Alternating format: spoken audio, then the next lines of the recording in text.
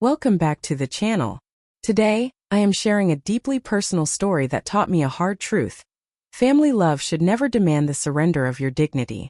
On my 66th birthday, my daughter-in-law deliberately swiped my homemade birthday cake off the table, watched it shatter on the patio, and offered me a smug empty, "Oops." 10 seconds later, I picked up her brand new $3,000 Chanel handbag, dropped it directly into the blazing backyard fire pit, and smiled right back. Oops. That single afternoon sparked a war inside my own home, but it was a war I was fully prepared to win. My name is Eleanor Vance. I am 66 years old, a widow, and for the past 12 months, I had allowed myself to become a ghost in the house my late husband built for us. It all built up to that Sunday afternoon. I was hosting a simple, quiet birthday barbecue. I didn't want anything grand, just a few close neighbors, some grilled chicken, and a beautiful strawberry shortcake my lifelong friend Martha had spent all morning baking from scratch. My son, Julian, and his wife, Victoria, had been living with me for a year. They claimed they were aggressively saving for a down payment on a house, but Victoria's lifestyle suggested otherwise. She arrived at the barbecue over an hour late, wearing a brand new designer dress and conspicuously resting her pristine leather Chanel bag on the center of the outdoor table so everyone would notice it. She spent the entire afternoon staring at her phone, sighing loudly, radiating irritation because the day wasn't centered around her. When our neighbors gathered around to sing happy birthday, Victoria suddenly decided she needed to go inside. There was a wide, clear path around the lawn chairs. Instead, she chose to push right past the narrow gap by the dessert table. I watched it happen in slow motion. Her shoulder intentionally lurked outward. Her hip caught the edge of the stand. The cake slid off, crashing face down onto the flagstone patio in a horrific mess of cream and crushed berries. Victoria didn't even blink. She didn't look down at the ruined cake, nor did she look at Martha, who had spent hours making it. She just glanced at me, let out a dry, condescending, "Oops," and kept walking toward the house. The entire backyard went dead silent. Our neighbors looked away in sheer embarrassment. Julian froze, holding a paper plate, completely paralyzed. I didn't shed a single tear and I didn't raise my voice. I simply walked over to the patio chair where Victoria had carelessly draped her prized Chanel bag. I picked it up by the gold chain, walked over to the fire pit where the evening logs were already glowing white-hot, and let go. The thick leather hit the embers, immediately shrinking, smoking, and releasing a foul, toxic chemical stench into the summer air. Julian snapped out of his trance and sprinted toward me, his face crimson, screaming at the top of his lungs that I had lost my mind, demanding to know what was wrong with me. I turned to face him, as serene as if I were clipping the dead heads off my rose bushes. "You can send me the invoice, Julian," I said softly. "But before you do, I suggest you ask your wife why she thought destroying my birthday celebration was a game." Just then, Victoria stepped back onto the patio, arriving just in time to watch the handles of her bag melt into the flames. Her shriek echoed across the entire neighborhood. Julian threatened to call the police. I told him to go right ahead, because if we were involving authorities, I was ready to file a full report on the systematic harassment and property destruction I had been enduring under my own roof. Victoria and Julian thought a screaming match on the patio was the peak of the conflict. What they didn't realize was that burning that bag wasn't just an emotional reaction. It was the official declaration of independence for my entire life. And by Monday morning, the real retaliation was about to begin. The atmosphere inside the house the next morning was thick enough to cut with a knife. Julian marched into the kitchen while I was brewing my morning coffee, slamming a notepad onto the counter. He demanded an immediate written apology to his wife and a check for $3,000 to replace the bag. I took a slow, deliberate sip of my black coffee, looking at my 34-year-old son acting like an entitled teenager. "There will be no check, Julian. And there will certainly be no apology," I stated, keeping my voice utterly flat. "Your wife's emotional instability is no longer my financial responsibility." He scoffed, whining that Victoria had spent the entire night crying herself to sleep, and that I was becoming a cruel, bitter old woman. Rather than arguing in circles, I rinsed my mug, set it in the sink and walked upstairs. I went straight to the master ensuite bathroom. Over the last year, Victoria had completely colonized it. My late husband's vintage shaving mirror was buried under mountains of her imported French serums, gold-plated flat irons, and luxury cosmetics. My own basic toiletries had been shoved into a dark, damp corner under the sink. I brought up a heavy-duty cardboard moving box from the basement. Methodically, without an ounce of anger, I swept every single tube, bottle, palette, and styling tool belonging to her into the box. I didn't care if things got mixed up. I taped the box shut, dragged it out to the landing, and dropped it heavily right in front of their bedroom door. An hour later, a locksmith I had known for 15 years arrived at the house. By noon, both my master bedroom and my attached bathroom had brand new, heavy-duty electronic deadbolts installed. That evening I heard Victoria sashay up the stairs, humming to herself, intending to use my deep soaking tub. A moment later a frantic rattling echoed through the hallway, followed by her outraged cries as she discovered the locked door and her cardboard box sitting on the carpet. She began screaming for Julian, wailing about how she was being targeted. I simply turned up the jazz music on my bedside radio, lay down, and picked up my crossword puzzle. By Tuesday morning the entitlement took a new shape. For the past 12 months, I had been doing all the grocery shopping and preparing 3 meals a day, entirely funded by my fixed retirement income. Victoria walked down the stairs, dropped onto a kitchen bar stool and checked her watch. "Julian has a massive presentation with senior partners today," she announced coldly, not even looking at me. "How much longer on the breakfast? He needs his protein." I sat at the small breakfast nook, spreading butter on a single piece of dry toast. "I have absolutely no idea, Victoria," I replied smoothly. "I suppose it depends entirely on what time you plan on turning on the stove," she gasped, storming over to the primary refrigerator and ripping the door open. It was completely bare, save for a jar of mustard and a carton of baking soda. Over the weekend, I had quietly purchased a high-end mini-fridge for my locked master bedroom and transferred every ounce of fresh produce, meat and dairy into it. "Where is the food?" she shrieked, her voice cracking. "Julian is going to leave for work starving." "Julian is a grown man who possesses a driver's license and a map to the supermarket," I said, brushing a stray crumb off my linen napkin.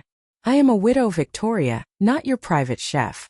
As of this morning, the kitchen service is officially discontinued. You two are entirely on your own."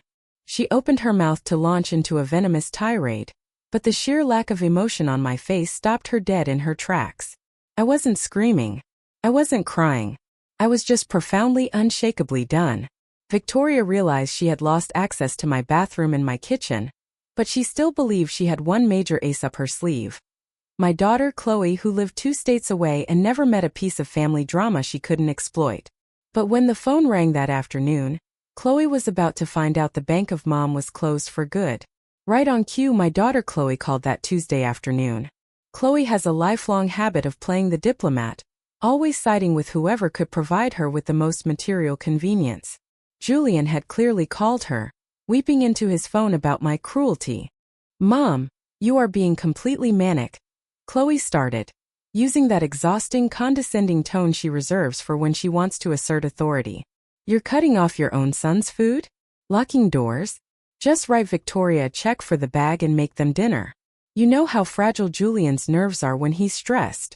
Besides, since you clearly have thousands of dollars to throw into a fire pit, my husband actually needs a $15,000 short-term loan to clear some business debt.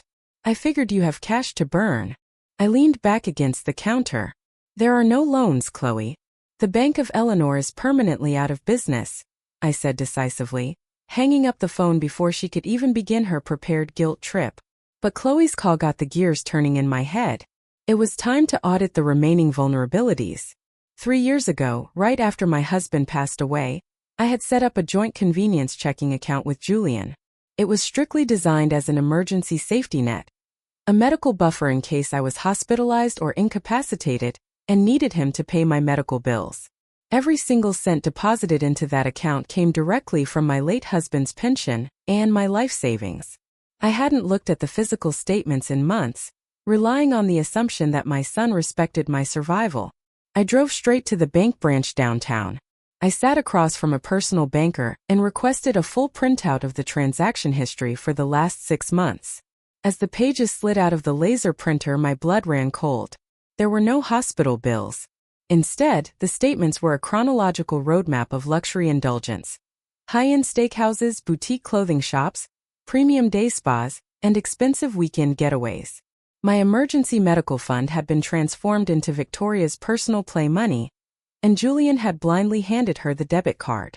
Over $22,000 of my retirement savings had been systematically drained in less than half a year. I looked at the banker. Can you confirm that every single dollar deposited into this account originated solely from my private retirement routing number?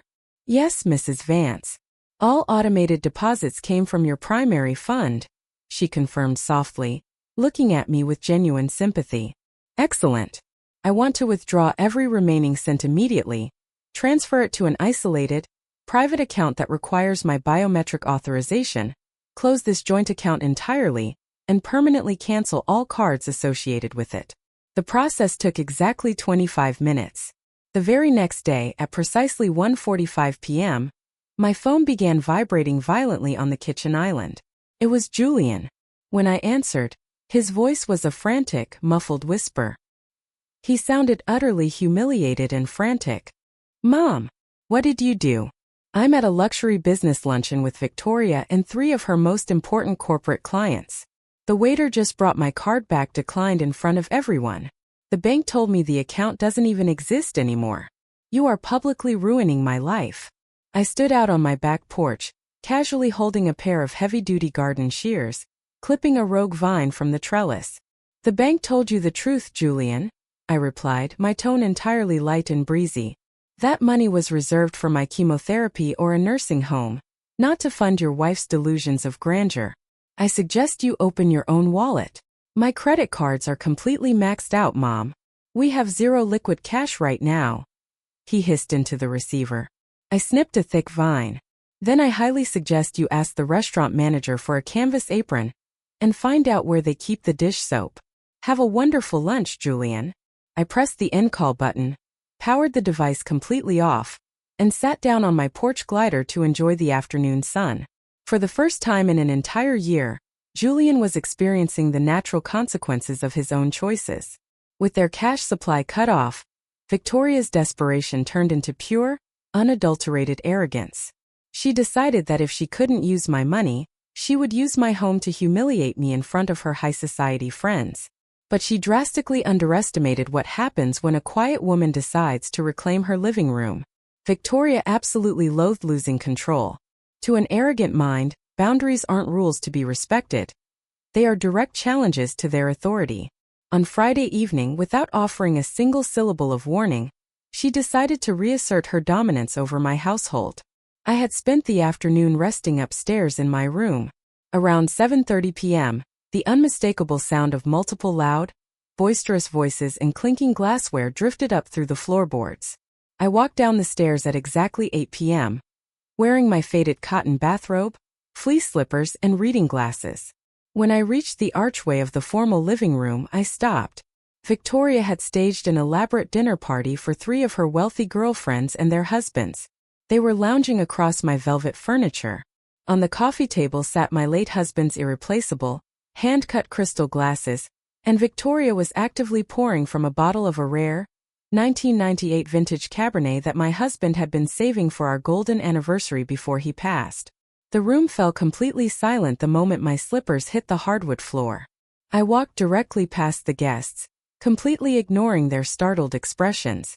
I marched over to the audio system, clicked the power button to shut off the ambient jazz music, and then systematically gathered the 2 unopened bottles of vintage wine and the crystal decanter off the table, tucking them firmly under my arms.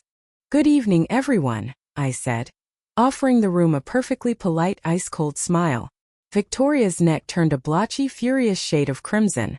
She stood up, trying desperately to maintain her high society facade in front of her friends. Eleanor, what are you doing? We are in the middle of hosting an incredibly important social gathering. I am so thrilled you are all having such a lovely time, I replied, my voice dripping with sweet hospitality. However, this happens to be my late husband's wine. This happens to be my house. And it is currently past 8 o'clock, which is my designated time for evening reading. You are all more than welcome to move this gathering out to the damp grass on the back patio, Or you can crowd yourselves into Julian and Victoria's bedroom upstairs. But the living room is closed. I calmly sat down on the armchair, reached over to flip on the high-intensity reading lamp, opened a thick historical biography, and looked down at the page. The guests looked at each other in agonizing, toe-curling awkwardness. They began clearing their throats, offering hurried, stammering excuses about an early morning, grabbing their coats, and fleeing out the front door within 4 minutes.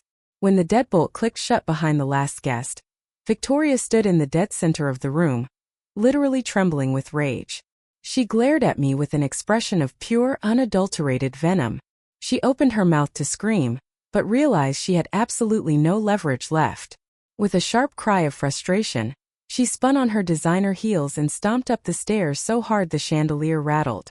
I casually turned to page 2 of my book, deeply inhaling the glorious, uninterrupted silence.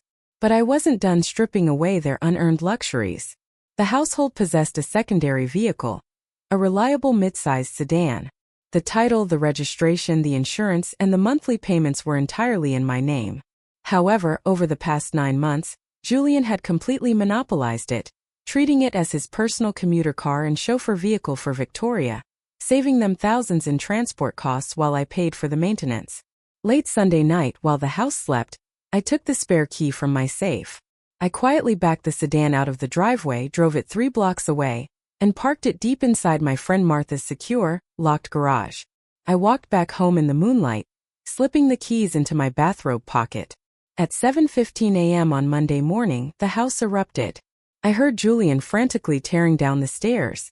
The front door flew open, followed by the sound of him running out to the empty driveway, and then his heavy, panicked footsteps pounding back into the kitchen where I was quietly steeping a cup of chamomile tea.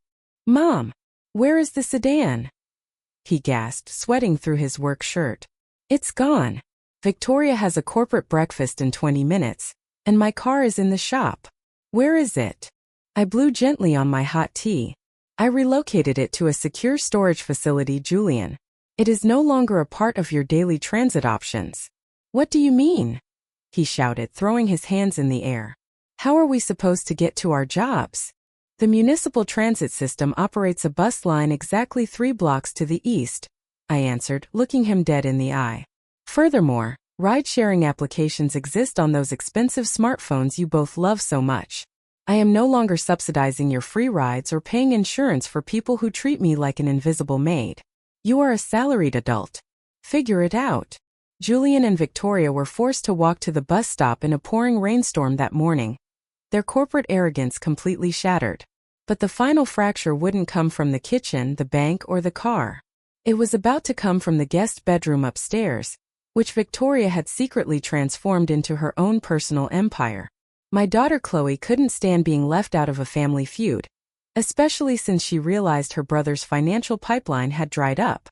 Sensing that her alliances were crumbling, she arrived on my front porch completely unannounced on Wednesday afternoon, dragging a massive suitcase behind her.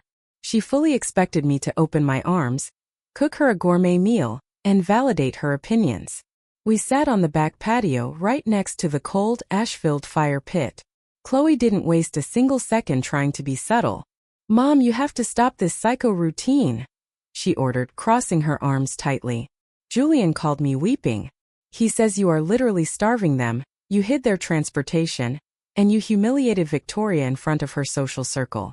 You are tearing this entire family apart over a stupid piece of birthday cake." I looked at my daughter, completely unfazed by her practiced theatricality. "I am not tearing a single thing apart, Chloe. I am reclaiming the borders of my own life. You and your brother seem to have developed the bizarre delusion that it is my biological obligation to bankroll your adult lives until the day I die. That delusion ends today." Chloe let out a dramatic, suffering sigh. "Look, things are incredibly tight for everyone right now. We are going through a massive cash crunch too. That's why I'm actually here. I need you to advance me a portion of my future inheritance. Just $50,000. With that cash, I can bail out my husband's firm, and I can give Julian enough money to get an apartment so he doesn't have to live with a warden."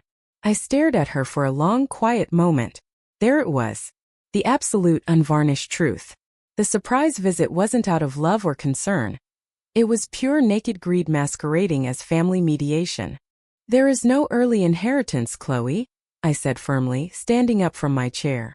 "The money your father and I accumulated over 40 years is designed to secure my healthcare and independence, not to rescue your husband's failing business or buy Victoria more designer handbags. If you are here to visit me as my daughter, the guest room is ready. If you are here as an aggressive debt collector, I highly recommend you use your phone to search for local motel rates." Chloe stayed the night, but she spent the entire evening locked in the downstairs den with Julian, whispering frantically, trying to devise a strategy to force me into submission. They truly believed they could wear me down. They were entirely wrong. The guest bedroom was the second largest room on the upper floor. Over the past 12 months, Victoria had slowly, aggressively converted it into her private walk-in luxury closet. The bed was buried under rolling garment racks. Dozens of designer shoe boxes choked the floorboards, and massive gilded full-length mirrors blocked the windows. She had turned my home into her personal boutique. On Saturday morning, while Julian, Victoria, and Chloe were out at an expensive brunch trying to figure out their next move, I went to work. I emptied the guest room. Every single designer gown, every luxury shoe box, every mirror, and every single velvet clothing hanger was systematically packed up and moved directly into Julian and Victoria's already cramped master bedroom. I piled them high, creating a literal mountain of fabric and cardboard that blocked their bed. Then I thoroughly scrubbed the guest room until it smelled of lemon oil and fresh air. I brought up my heavy wooden easel, my pristine canvas boards, and my vintage watercolor sets from the dark basement. I set them up by the window where the afternoon light poured in beautifully. Then, I locked the door to my brand new art studio. When they returned home that afternoon, a blood-curdling shriek from Victoria vibrated right through the ceiling boards. She had opened her bedroom door to find Mount Trash Bag, completely blocking her path to the closet. Julian came flying down the stairs, practically foaming at the mouth, his fists clenched. "You cannot do this. You threw all of her high-end couture garments into piles like they were literal garbage. You are crossing a line, Mom." I was standing in the living room, peacefully misting my orchid collection with a small spray bottle. I turned around and looked at him, keeping my voice down to a whisper. "That is a guest bedroom, Julian. It is not Victoria's private warehouse. Her belongings are now safely contained within the room you actually occupy. My house belongs to me again. If the accommodations are feeling a bit too tight for your lifestyle, you both know exactly where the front door is located." The pressure of living under actual boundaries finally cracked my son's shallow marriage wide open. Without my retirement funds to spend, without my car to drive, and without my massive house to exploit, their relationship began showing exactly what it was built on: convenience and vanity. The fake, polite smiles completely vanished. From my new art studio upstairs, I could hear the bitter, screaming arguments echoing from their room every single evening. On a rainy Tuesday night, the entire powder keg finally exploded. "I am leaving this absolute psychological hellhole," Victoria shrieked from the hallway. A moment later, I heard the unmistakable sound of heavy suitcase wheels rattling down the stairs. She marched toward the front door, her face a mask of unfiltered, raw resentment. I was standing by the kitchen counter, calmly stirring a cup of Earl Grey tea with a small silver spoon. She stopped staring at me, fully expecting me to break. She wanted me to apologize, to beg her to stay, to plead for the sake of my son's marriage. I simply held her gaze, stirring my tea, displaying an absolute, crushing wall of total indifference. She clamped her jaw shut, ripped the heavy front door open, and marched out into the downpour toward the Uber waiting in the driveway. She never looked back. Once the free house, the free car, the free meals, and the free cash vanished, so did her love for my son. Chloe packed her luxury luggage and vanished the very next morning. Realizing there was no inheritance left to grift and no family alliances left to exploit, Julian was left completely alone, sitting amid a sea of cardboard boxes in a completely trashed bedroom, facing the reality of his life for the very first time as an adult. Victoria was gone, Chloe had fled, and Julian was broken. But if you think my son simply packed his bags and moved out quietly, you don't know the depth of an entitled child's desperation. Because 2 weeks later, Julian attempted one final manipulative play to regain control of my house, and I had to make a decision that would change our relationship forever. For 2 weeks, a heavy silence hung over the house. Julian, realizing he had no options, changed his entire strategy. He tried to worm his way back into my good graces by playing the ultimate victim. He started washing the dinner dishes without being prompted. He greeted me in the mornings with a soft, pathetic, trembling voice, and he constantly tried to initiate nostalgic, tearful conversations about his childhood summers and how much he missed his father. He was desperately waiting for me to break, to wrap my arms around him and say, "Oh, my poor baby. Mommy will take care of you forever. Let's forget everything." One sunny afternoon, he found me sitting on the back patio, enjoying a cool breeze right near the fire pit. He walked out quietly, his head bowed, and sat down on the bench beside me, staring intently at his shoes. "Mom, I know I completely destroyed everything," he said, his voice breaking with practiced emotion. "Victoria completely blinded me. She manipulated me into turning against my own mother. I was an absolute idiot, and I am so incredibly sorry." I kept my eyes fixed on the distant green tree-line at the edge of the property. "I accept your apology, Julian," I responded softly. He let out a massive, visible sigh of relief. A smug little micro-expression crossed his face. He clearly believed the storm had officially passed, the guilt trip had worked, and we were sliding right back into the comfortable old status quo where he could stay indefinitely. "Thanks, Mom," he breathed, leaning back. "I swear to you, things are going to be so much better around here now. I'll start helping with the property taxes and—" I held up a single firm hand, cutting him off mid-sentence. "No, Julian. You misunderstand.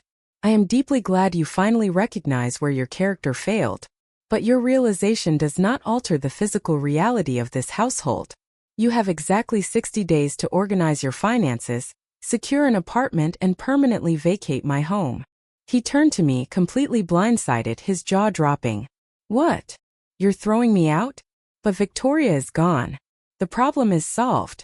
"The problem was never just Victoria, Julian," I interrupted, keeping my voice completely gentle, but entirely made of solid iron. "The problem was that you viewed your aging mother as a permanent financial safety net and a servant. You are 34 years old. It is long past time for you to build a life using your own strength and your own resources. I love you immensely, son, but I am officially finished raising you." There was no screaming match. There were no dramatic tears. Julian looked deep into my eyes, and for the first time in his life, he saw that my boundaries were absolute and unbendable. 2 months later, right on schedule, Julian loaded the last of his cardboard boxes into a moving van. He walked up the porch steps, avoided my gaze, and dropped his house keys into my open palm. That evening, as the sun began to dip below the horizon, I lit a small crackling fire in the backyard pit. I cut myself a thick, decadent slice of strawberry cake, sank deeply into my favorite wicker patio chair, and watched the orange flames dance against the dark. The house behind me was completely dark and completely still. A deep, clean, beautiful, and absolute silence. I took a slow sip of my hot tea, smiled into the midnight air, and took a long, deep breath of freedom. My home was finally completely mine again. Sometimes in this life we confuse family love with silent, long-term suffering. But allowing yourself to be disrespected and exploited inside your own home isn't keeping the peace. It is active self-abandonment. I had to learn the hard way that clear, firm boundaries do not destroy a real family. They simply reveal who truly respects you and who is just using you for a free ride.